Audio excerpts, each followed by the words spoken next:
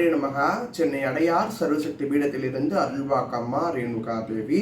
இன்றைய பதிவில் நம்ம என்ன விஷயம் பார்க்க போகிறோம் அப்படின்னா, ஆணும் பெண்ணும் ஒன்றாக இணைந்து வாழ்வதற்கு ஒருவர் மேலே ஒருவர் அன்பு இல்லாமல் கருத்து வேறுபார்க்கு எந்த மாதிரி சில விஷயங்களை நம்ம கையாளலாம்.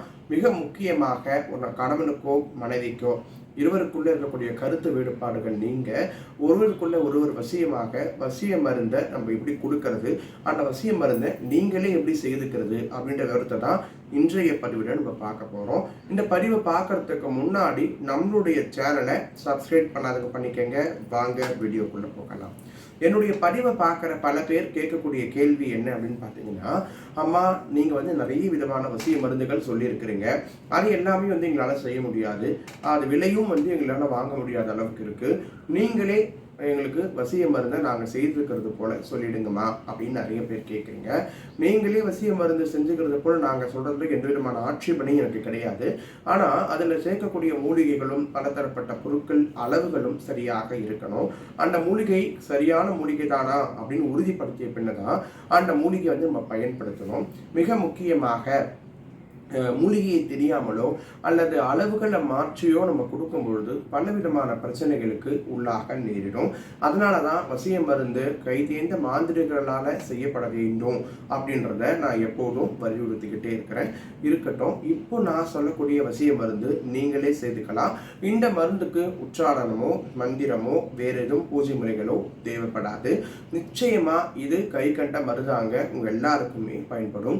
அந்த காலத்து பெரியவங்க இந்த முறையை செய்துக்கிட்டு தான் கணவன்மார்களை கைக்குள்ள வச்சுக்கிட்டாங்க, மனைவிமார்களை அடக்கமாக வச்சுக்கிட்டாங்க. இந்த மருந்து பயனுள்ள மருந்து. நிச்சயமா நீங்க செய்து பாருங்க. என்னுடைய அனுபவத்துல நிறைய பேருக்கு நான் இதை கொடுத்துருக்கிறேன். ஆனா இது செய்வனையால பாதிக்கப்பட்ட நபருக்கோ வசிய மருந்தால பாதிக்கப்பட்ட நபருக்கோ நிச்சயமா இந்த மருந்து பலன் கொடுக்காது. நான் சொல்லக்கூடிய 3 முக்கியமான மூலிகைகள். அதுல முதல்ல வெள்ளருக்கன் வேர் கொஞ்சம் எடுத்துக்கணும். கோஷ்டம் அப்படின்னு சொல்லக்கூடிய ஒரு மூலிகை இருக்கிறது, அது நாட்டு மருந்து கடைகளில் கிடைக்கும். இதுவும் சம அளவு எடுத்துக்கணும். அது மட்டும் இல்லாமல் வசம்பு, இது கோஷ்டத்தில் பாதி எடுத்துக்கணும். அதாவது வெள்ளருக்கன் ஒரு 100 கிராம் எடுத்துக்கிறீங்கன்னா கோஷ்டமும் 100 கிராம் இருக்கணும். ஆனால் வசம்பு 50 கிராம் தான் இருக்கணும். இது 3த்தையும் எடுத்து நல்லா காய வச்சு நல்லா தூளாக்கிட்டு அந்த தூளை வஸ்திர காயம் செய்ய வேண்டும். வஸ்திர காயம்னா துணியில போட்டு வடிகட்டி அந்த பவுடரை நம்ம சேமிக்க வேண்டும்.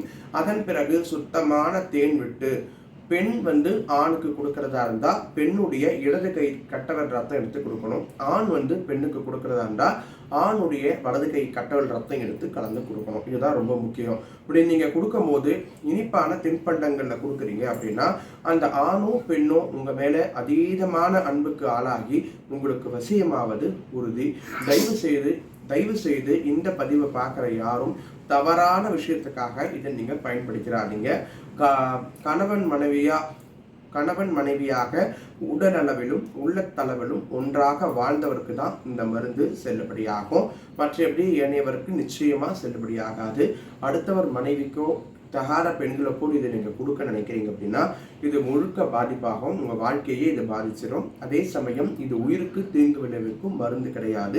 இது ஒரு முற்றிலும் மூலிகை தான். இதில் சில விஷயங்கள் வசியத்தை மட்டும் நம்மளுக்கு பயன்படுத்திட்டு கொடுக்கக்கூடிய ஒரு அற்புதமான மருந்து. இந்த மருந்தை நீங்கள் செய்து பலன் பெறுங்க. இது சந்தேகம் ஏதாவது இருந்தால் கருத்துக்களை கமெண்ட்ஸ் மூலியமாக தெரிவிங்க. நிச்சயம் அடுத்த பதிவில் அதுக்கான விளக்கத்தை கொடுக்குறேன். நன்றி. சிவாய நம.